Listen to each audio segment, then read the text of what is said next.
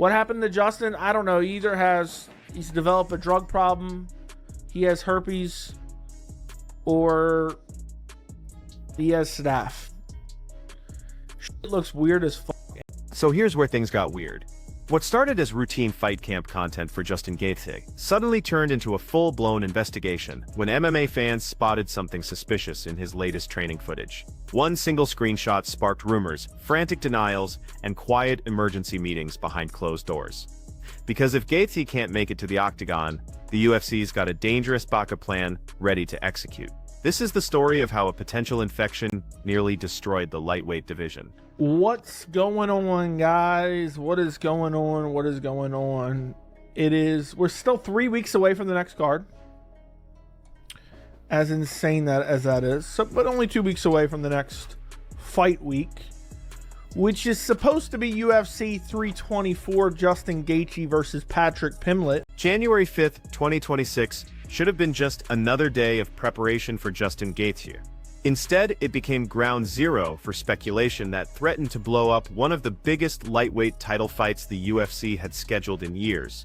Sharp-eyed fans dissecting every frame of Gaethje's training camp videos caught something that made everyone stop scrolling. There it was, plain as day, a red swollen bump sitting right there on the right side of his neck, the kind of mark that immediately sends fight fans into detective mode. Looks like Gaethje may have staph. I don't know for sure. I don't know. I don't have the picture right in front of me right now, but the picture looks pretty gruesome. But it could be something where there's like a scab. Within hours, this thing exploded across every social media platform like wildfire in drought conditions. Thousands of concerned fans were zooming in, enhancing pixels, analyzing that suspicious red mark like they were studying evidence at a murder scene. The main discussion thread alone pulled in over 700,000 views on that first panic post. Everyone was asking the same terrifying question. Was UFC 34's main event about to implode just 19 days before the biggest night of the year? Just saw the pic of Justin, and dude is growing a second head. Yeah, looks like some of the poisonous mushrooms from The Last of Us, does it not?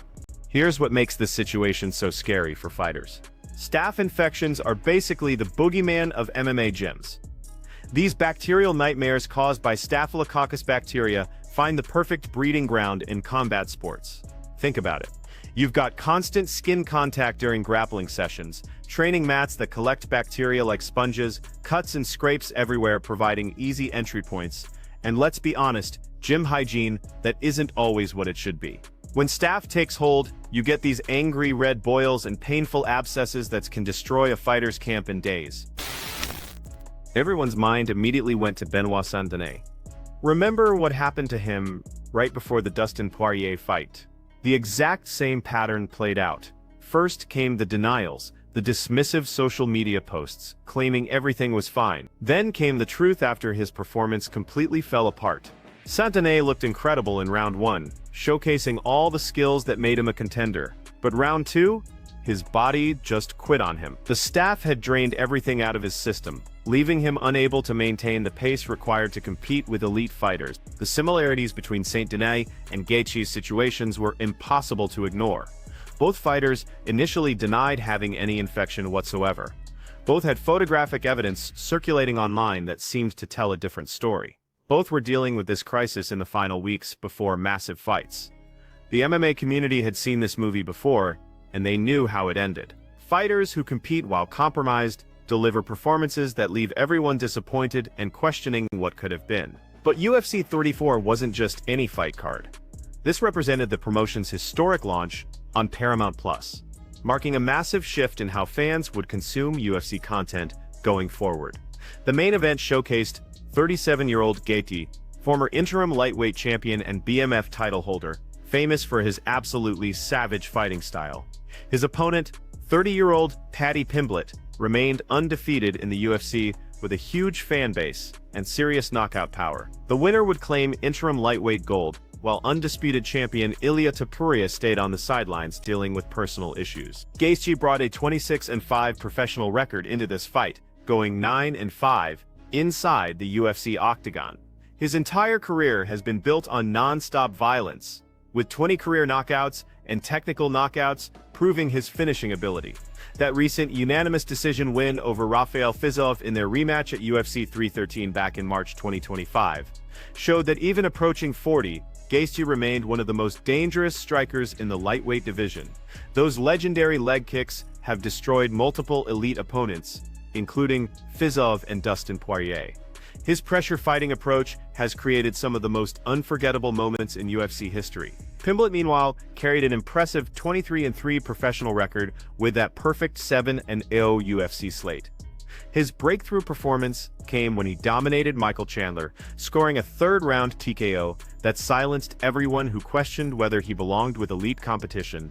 His style blended high-volume striking at 5.19 significant strikes per minute with slick Brazilian jiu-jitsu that had produced 10 career submission wins. The betting markets established Pimblett as the clear favorite at -210 to -230, giving him roughly 67 to 70% odds of victory. Gaethje sat as the underdog at +75 to +190, though smart money and analysts saw real value in the veteran. His proven power against top competition and that impressive 3-0 record as an underdog of +150 or greater since 2023 made those odds look generous. January 24, 2026, at T-Mobile Arena in Las Vegas, would host this potential war. The main card was set for 9 p.m. Eastern, earlier than traditional pay-per-view times as part of the Paramount Plus era adjustments. Beyond the main event, the card featured women's bantamweight champion Kayla Harrison defending against returning legend Amanda Nunes, plus Sean O'Malley versus Song Yadong, Waldo Cortez Acosta versus Derek Lewis, and Arnold Allen versus Gene Silva. But none of that star power mattered if the main event collapsed due to a bacterial infection. The timing couldn't have been worse for the UFC's promotional machine. With under 3 weeks until fight night, any main event change would require scrambling for a suitable replacement while managing fan expectations. The entire promotional campaign had been built around the Gaethje-Pimblett storyline. Countdown shows, interviews, social media content, everything was already in motion. Those photographs circulating online showed what medical professionals described as more than minor irritation. The visible characteristics, redness, swelling, apparent tenderness, looked more consistent with bacterial infection than simple skin problems. However, without proper medical examination, the MMA world was left speculating based on limited visual evidence, Gaethje's denials, and the looming possibility of Arman Tsarukyan. On January 6, 2026, Justin Gaethje fired back on X with all the trademark aggression fans expected from the highlight. His response dripped with contempt and dismissal. He wrote, "Did you screenshot me eating brisket from my YouTube video to make it look like I have herpes on my lip? My neck is a healing ingrown hair."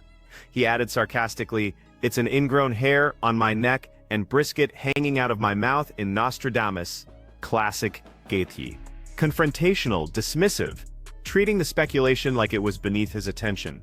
He maintained that suspicious mark was nothing more than a healing ingrown hair. Some fans found this explanation perfectly reasonable. Others viewed it with deep skepticism, especially given how closely it mirrored St. Denis's denial pattern. Social media comment sections revealed a deeply divided fanbase. Many users pointed out that Gaethje's denial followed the exact St. Denis playbook. Similar dismissive language, similar timing, similar claims that everything was fine. The precedent of fighters denying staph infections only to admit the truth later made observers reluctant to simply take Gaethje at his word. But the possibility of a replacement immediately brought one name into every conversation: Arman Tsarukyan. The #1 ranked lightweight contender had been controversially passed over for this interim title opportunity. The UFC chose the more marketable Gaethje-Pimblett matchup instead, generating significant backlash among hardcore fans and analysts who viewed Tsarukyan as the clear choice based on merit. Tsarukyan had publicly stated his willingness to serve as backup should either fighter become unable to compete. This was completely consistent with his character as someone who repeatedly demonstrated readiness to accept any challenge anytime. His position as unofficial backup for UFC 34 meant he was already maintaining championship-level training intensity and could step in on relatively short notice. The 29-year-old Armenian fighter entered this situation with an impressive 23-3 professional record, going roughly 10-2 inside the UFC. His most recent victory, a dominant arm triangle choke submission of Dan Hooker in November 2025 at UFC Qatar, only strengthened his claim as the most deserving title challenger in the division. His style combined elite-level wrestling with rapidly improving striking, creating a complete package that many believed was superior to anyone else at lightweight. Tsarukyan had been openly dismissive of both Gaethje and Pimblett, publicly calling them punching bags and declaring, "Neither is on my level." While trash talk was common in MMA, Tsarukyan's confidence stemmed from genuine technical superiority that most analysts acknowledged. His wrestling would theoretically neutralize Gaethje's dangerous striking, while his ground control would dominate Pimblett despite the Englishman's submission threats. The dynamics created a fascinating backdrop for this potential replacement scenario. Pimblett himself had previously expressed preference for fighting Gaethje over Tsarukyan, stating, "No one cares about him," in reference to the Armenian challenger. This preference made sense. Stylistically, Gaethje's stand-up approach would allow Pimblett to showcase his own striking, while Tsarukyan's suffocating wrestling presented a much more problematic puzzle. The UFC's reluctance to insert Tsarukyan into this matchup was widely attributed to protecting their investment in Pimblett. The promotion had been grooming the Liverpool native for a potential super fight against Ilia Topuria, a matchup that would generate enormous pay-per-view numbers in Europe and beyond. Allowing Tsarukyan to derail those plans with a dominant grappling performance would represent a major setback for the promotional narrative the UFC had been carefully building. Looking at hypothetical matchups revealed why the UFC might prefer certain combinations. A Tsarukyan-Gaethje fight would see the Armenian heavily favored, his wrestling expected to neutralize Gaethje's striking and grind out a decision. Tsarukyan versus Pimblett would be even more lopsided, with Tsarukyan projected to dominate on the ground where Pimblett's jiu-jitsu would be overwhelmed by superior wrestling positioning. The Gaethje-Pimblett fight represented the most unpredictable option and the one most likely to produce an exciting firefight. Alternative replacement options circulated through MMA media. Some suggested Max Holloway, the legendary featherweight turned lightweight who previously knocked out Gaethje spectacularly at UFC. Others mentioned Charles Oliveira, former lightweight champion, who remained one of the most dangerous submission threats in the sport. A potential Pimblett-Chandler rematch was discussed, given that Chandler had already lost to Pimblett and could theoretically accept short-notice opportunity for redemption. The fight community's reaction to Gaethje's denial remained mixed.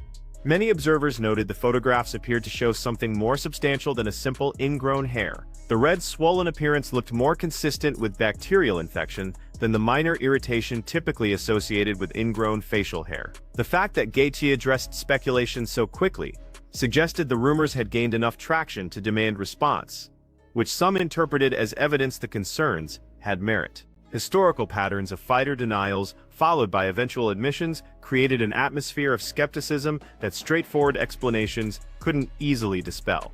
Athletes had long demonstrated willingness to compete through injuries and illnesses that would sideline competitors in other sports, making their public health statements inherently suspect for those who understood the toughness culture pervading the industry. The UFC's communication strategy typically involved minimal public acknowledgement until circumstances forced their hand.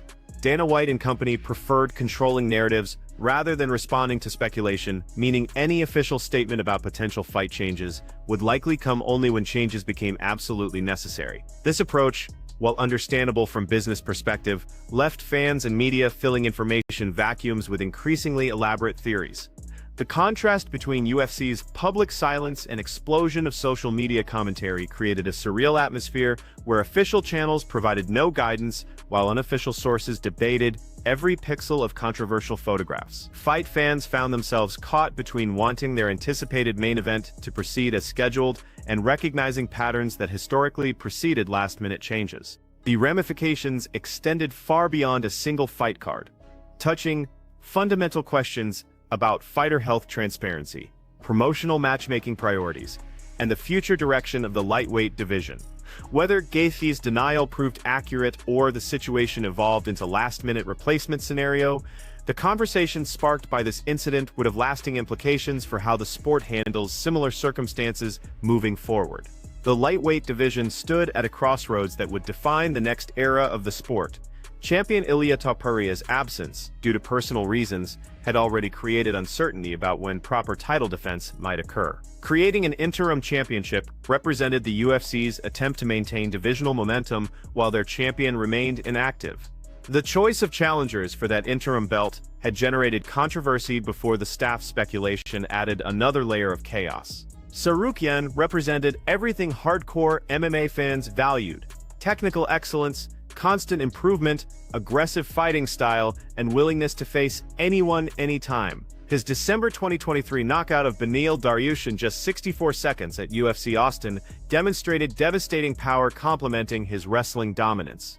His November 2025 submission of Dan Hooker showed his grappling continued evolving, adding arm triangle chokes to an already comprehensive submission arsenal. The tension between Tsarukyan's technical brilliance and the UFC's apparent preference for more marketable matchups crystallized a tension that had long simmered beneath professional MMA's surface. The promotion operated as business first and sporting organization second, meaning fighter merit was only one factor among many when determining title opportunities. Pimblett's massive following, particularly in the United Kingdom, made him an attractive promotional vehicle regardless of whether he had technically earned his title shot through in-cage performance. Gaethje's career trajectory added another dimension to this analysis.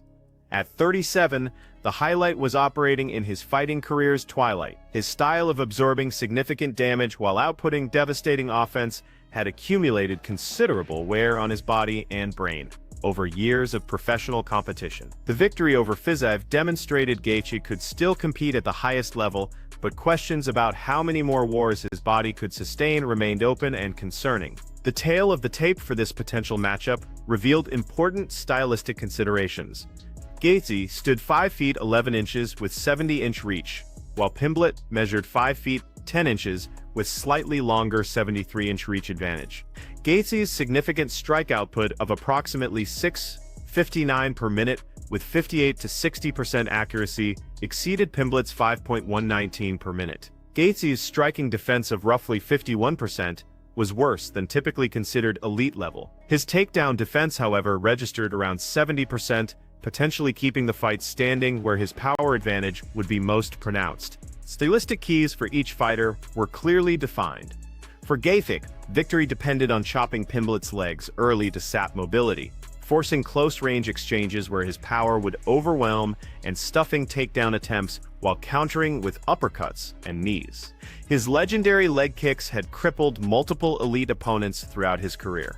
Implementing that same game plan against Pimblett represented his clearest path to victory. For Pimblett, the path forward involved using reach and volume to outpace the older fighter, mixing takedowns to force energy expenditure, and capitalizing on scrambles for back takes or submissions as the fight progressed into championship rounds. His youth, cardio, and grappling threats could become decisive factors if the fight extended into rounds 4 and 5, where Gaethje's accumulated damage and age might manifest as slowing reflexes and diminished output.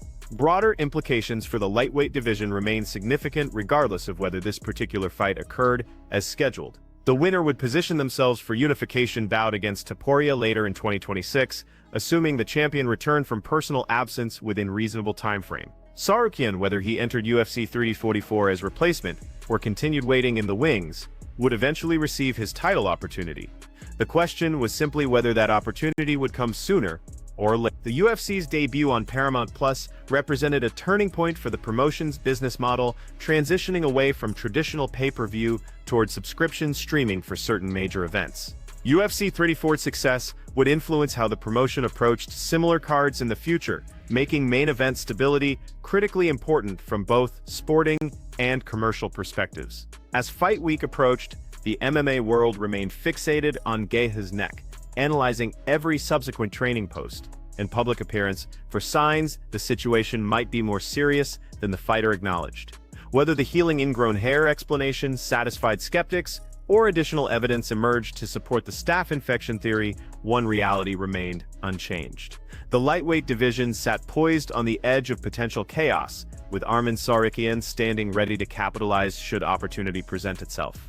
The collision course between Gaethje and Pimblett, or potentially Tsarukyan and Pimblett, promised violence, drama, and crowning of an interim lightweight champion who would carry the division forward while its undisputed champion remained absent. Whether infection, ingrown hair, or something else entirely determined the final matchup. One certainty persisted: the lightweight division would deliver moments justifying its reputation as the most competitive weight class in all of mixed martial arts. Financial implications of any main event change would ripple through the entire promotional ecosystem. Paramount Plus had invested heavily in acquiring UFC content, and the debut major event on their platform represented a crucial test of whether combat sports could drive subscription growth in the increasingly competitive streaming landscape. A weakened main event, whether through fighter withdrawal or compromised performance due to hidden illness, could undermine the entire strategic rationale behind the broadcasting partnership. Broader questions raised by this situation touched upon systemic issues within combat sports, extending far beyond any individual fight. Fighter health transparency remained an unsolved challenge, with competitors facing strong incentives to conceal injuries and illnesses that might cost them opportunities they had spent months training to secure. The Athletic Commission system provided theoretical oversight, but often proved incapable of detecting issues fighters were determined to hide. Legacy implications for whichever fighter emerged victorious in this matchup would echo through lightweight division history. An interim championship, while technically secondary to the undisputed title, carried significant prestige and positioned its holder as the de facto face of the division during periods of champion inactivity. Gaethje had previously held interim gold, defeating Tony Ferguson in one of the most volous championship fights in UFC history. Pimblett sought to add championship credentials to a career that, while successful, had yet to reach the sport's pinnacle. For Tsarukyan, any path to the octagon at UFC 34, whether through Gaethje withdrawal or some other circumstance, represented vindication for a fighter who had been systematically bypassed, despite doing everything asked of him inside the cage. His patience and professionalism in the face of promotional decisions that seemed to prioritize entertainment over merit had earned him respect among hardcore fans and fellow fighters alike. The lightweight division has never been more volatile, and the chaos surrounding UFC 324 perfectly encapsulates why this weight class continues captivating combat sports fans around the globe. What began as eagle-eyed observers scrutinizing screenshots from a YouTube training vlog escalated into full-blown examination of fighter health transparency, promotional matchmaking philosophy, and the precarious nature of building major events around athletes who push their bodies to absolute breaking points. Justin Gaethje maintains his neck, shows nothing more than a healing ingrown hair, dismissing speculation with characteristic aggression and calling out amateur investigators who transformed a brisket-eating moment into evidence of disease. The shadow of Benoit Saint-Denis looms large over these denials. That fighter followed the exact same playbook of dismissal before eventually admitting Staph had indeed compromised his performance when it mattered most. The MMA community has been burned before, and their skepticism reflects hard-learned lessons rather than baseless paranoia. Arman Tsarukyan remains the elephant in every room where this fight gets discussed. The #1 ranked contender, who was passed over for marketability reasons, stands ready to capitalize on any opportunity. His training camp maintained championship intensity precisely because circumstances in this sport change with brutal unpredictability. Whether he enters UFC 34 as last-minute replacement or continues his frustrating wait for what everyone acknowledges he deserves, Tsarukyan represents the meritocratic ideal that promotional realities often sacrifice at entertainment values altar. The UFC's Paramount Plus debut hangs in the balance. A multi-million-dollar broadcasting experiment depending on delivering the spectacle subscribers expect. Paddy Pimblett needs a dance partner who will stand and trade with him, feeding into the narrative of rising star conquering established veteran. Gaethje provides that matchup perfectly. Tsarukyan does not. He provides a wrestling clinic that ends promotional dreams. As sitting January right there on the right side of his neck, every training post from Gaethje's camp will be analyzed with forensic intensity. Every photograph will be zoomed, enhanced, and debated across social media platforms. hungry for any indication the main event might shift. The lightweight division remains the most unpredictable weight class in mixed martial arts, and this situation exemplifies exactly why that reputation persists. Whether Gaethje's neck heals without incident or Tsarukyan receives the call he has been waiting for, one truth remains absolute. Somebody is getting crowned interim lightweight champion at T-Mobile Arena, and the violence required to claim that belt will be spectacular regardless of who stands across from Paddy Pimblett. The only question left is who survives fight week healthy enough to compete. And in this sport, that question is never answered until the cage door closes.